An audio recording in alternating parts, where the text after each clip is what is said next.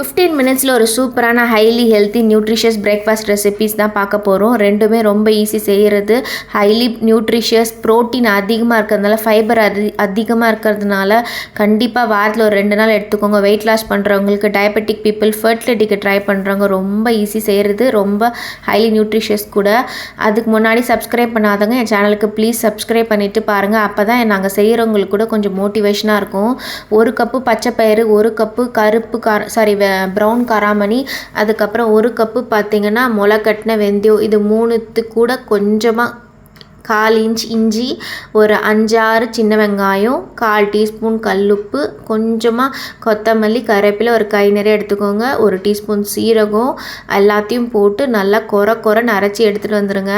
நீங்கள் பெரிய மிக்ஸி ஜார்லேயே போட்டுக்கோங்க. நான் கொஞ்சம் சின்ன மிக்ஸி ஜாரில் போட்டனால பத்தாது, ஸோ அதனால் ஷிஃப்ட் பண்ணிக்கிட்டேன். இது கூட 2 கப்பு ராகி மாவு ஆட் பண்ணிக்கோங்க. 2 கப்பு ராகி மாவு ஆட் பண்ணதுக்கப்புறம் நம்மளுக்கு பேன்லேருந்து ஒட்டாமல் வரத்துக்கு நம்ம ஒரு 1/2 கப்பு கண்டிப்பாக அரிசி மாவு, அப்படி இல்லைன்னா சோள மாவு எதுனா ஆட் பண்ணிக்கோங்க. என்கிட்ட சோள மாவு இல்லாததுனால அரிசி மாவு ஆட் பண்ணியிருக்கேன். ரொம்ப தண்ணி ஊற்றி பிசைஞ்சிடாதீங்க, தண்ணியை மெயினாக ஊற்றாதீங்க, ஏன்னா அதுலேருந்தே தண்ணி லிபரேட் ஆகும். கொஞ்சம் சப்பாத்தி மாவு கன்சிஸ்டன்சிக்கு நல்லா பிசைஞ்சு விடுங்க.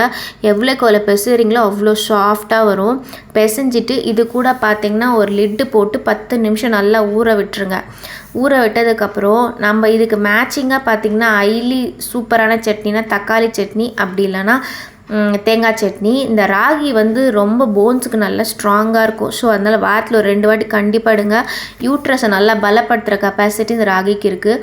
இப்போ தேங்காய் சட்னி பண்ணுறதுக்கு 3 பச்சை மிளகா, 3 தேங்காய் பல், அதுக்கப்புறம் 1/4 இன்ச் இஞ்சி எல்லாத்தையும் அரைச்சிட்டு இது கூட 1/2 கப்பு பொட்டுக்கடலை, கல்லுப்பு போட்டு அரைச்சி எடுத்துகிட்டு வந்துடுங்க நைஸாக.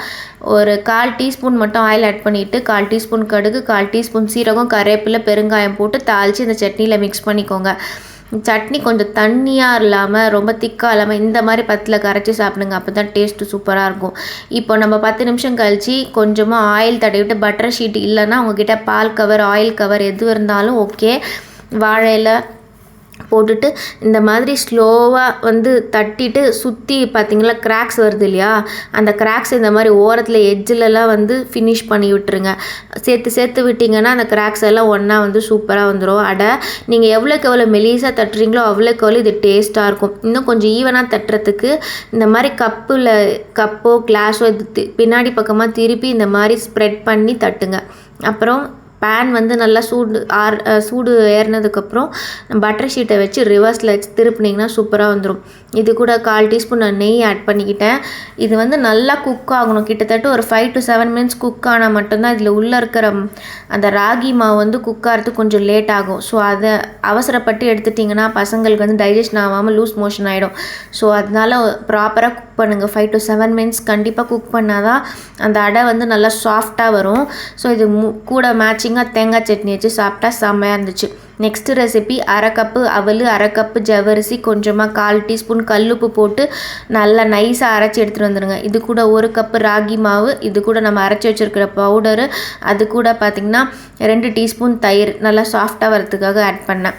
அது கூட 1/4 டீஸ்பூன், அதாவது பாருங்கள் வீடியோவில் ஷோ பண்ணுற மாதிரி பேக்கிங் சோடா, வீட்டில் அரைச்சி இட்லி சோடா, நல்லா 4 கப்பு தண்ணீர் ஆட் பண்ணிவிட்டு நல்லா மிக்ஸ் பண்ணிக்கோங்க. இப்போ 1 கப்பு ராகி மாவு தான் நான் ஆட் பண்ணேன். ஸோ 4 கப்பு தண்ணீர் ஆட் பண்ணும்போதும் இது நல்லா உறிஞ்சிரும். நல்லா கட்டியில் அது மாதிரி கை வச்சு சூப்பராக கலக்கிக்கோங்க. அப்போ தான் தோசை லம்ஸ் இல்லை அது மாதிரி இருந்தால் தான் நம்ம தோசை ஊற்ற முடியும் க்ளீனாக. ஒரு 10 நிமிஷம் லிட்டு போட்டு மூடி வச்சுருங்க.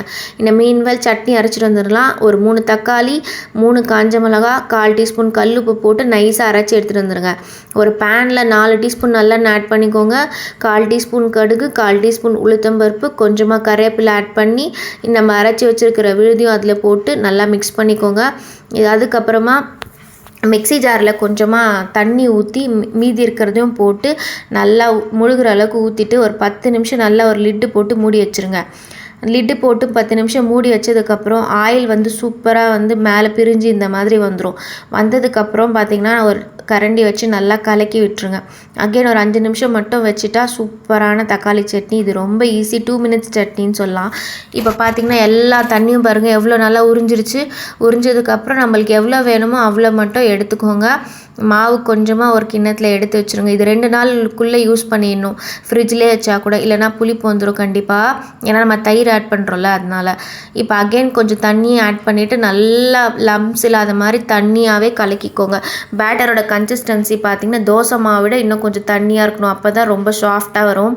நல்லா பேன் வந்து சூடாக ஏறினதுக்கப்புறம் மிதமான சூட்டில் இருக்கும்போது நல்லா 1.5 கரண்டி இதை மாதிரி கல் தோசை மாதிரி ஊற்றுங்க.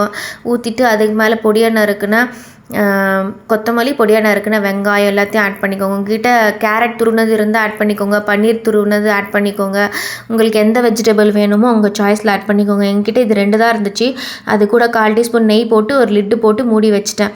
நல்லா ஒரு 5 நிமிஷம் குக் ஆனதுக்கப்புறம் எடுத்துகிட்டு திருப்பி வச்சுட்டு அப்புறமா ஒரு 2 மினிட்ஸ் வச்சா சூப்பரான தோசை ரெடி. பிடிச்சிருந்தா லைக்கை தட்டுங்க. பாய்.